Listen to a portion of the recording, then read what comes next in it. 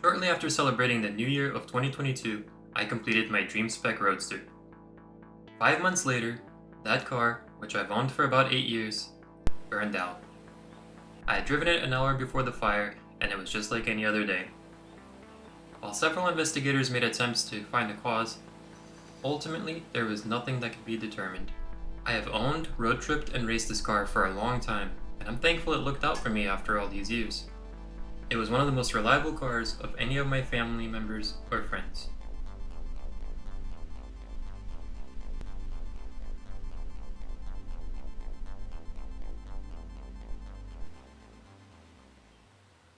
As any car person knows, the progress never really ends, and I did have other plans for the car. I just didn't want to do them until after I enjoyed the car for a few seasons. But today I will show my ultimate idea, combining the East and West tuning into one car. My goal is to create something that is streetable, but that can also handle hard, constant track driving. I don't really care how much I've put into this car, I plan to drive it to its limit. You can think of this car as if Mazda made a Group A homologation version of the Roadster. As you can see, this version of the car has wider fenders that retain the original body lines. I knew of these fenders from SCCAF production racing. While many wide body fenders exist, these have always been my favorite due to their classy look. The fenders were designed by Bob Boyd, a longtime racer and part supplier for Mazda's competition department. His parts could be found on several cars which won national championships. Sourcing these fenders was tough.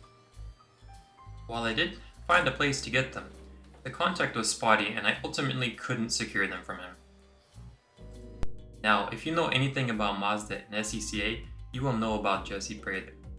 Lucky for me, his shop is about 25 minutes from me. At the time, he was already building my bottom end and doing some work on my diff. One day, I thought maybe I could email him and ask if he knew anybody that might have a set of these fenders. I waited, and then the next day I saw a new email. It was from him.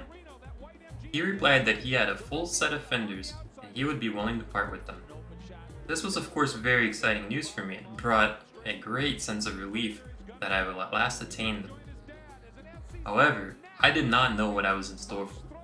When I showed up to his shop to pick up my engine, diff, and fenders, he mentioned that he was waiting to sell this set to the right person. This felt like something out of a movie to me. I felt extremely honored that he was willing to sell them to me, especially given that the first time I ever had him do any work on my car, it's when I first installed my ITBs and had to get my car dyno. My car ended up smoking his shop out, and I'm grateful that he even let me come back. Here's your front. There's a really good front. There's your right front. This stuff came off of my first Miata back in 2006. This is the nose that I won 3 national championships with. Actually, so are these front fenders and these broken.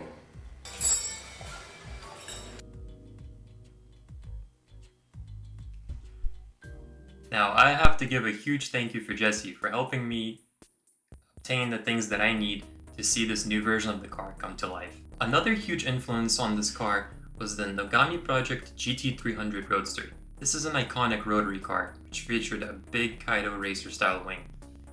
Years ago, I made a cardboard template of the wing, but never ended up making it out of metal. Lucky for me, I found out that 9 Lives Racing was able to manufacture the wing. Not only does it look really cool, it's also functional. I paired it with their splitter and carbon inserts. If you are an avid sim racer or Gran Turismo enthusiast, you might be familiar with stack instruments. Another one of my dream parts was to obtain the stack dash. There is something so cool about a small digital display that really takes me back to those homologated cars. It may not be as functional as an aim dash, but I will sacrifice that for something that I enjoy a little more. To complement the Eastern and Western style, I went with Vitelloni Baby Turbo mirrors.